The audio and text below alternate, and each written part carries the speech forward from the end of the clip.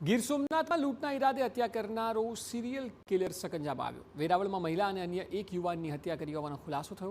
મહિલાને એનેસ્થેસિયાનો ઓવરડોઝ આપીને હત્યા કરી હતી। બ્લડ સેમ્પલ લેવાના બહાને મહિલાના ઘરે ગયો હતો આરોપી।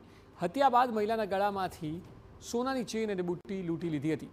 4 મહિના અગાઉ મિત્રની પણ દારૂમાં મોર્ફિન નાખીને હત્યા કર્યાનો ખુલાસો થયો।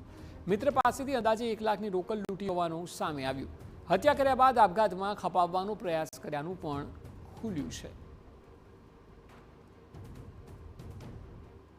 જે એક સાથે બે મર્ડર નિપજાવે છે।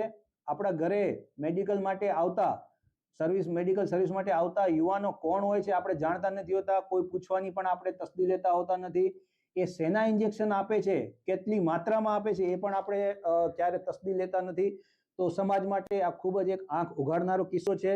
આ એટલો ઠંડા કલેજે એને મર્ડર નિપજાવ્યા છે, એને કોઈ પણ જાતનો કોઈ પસ્તાવો નથી।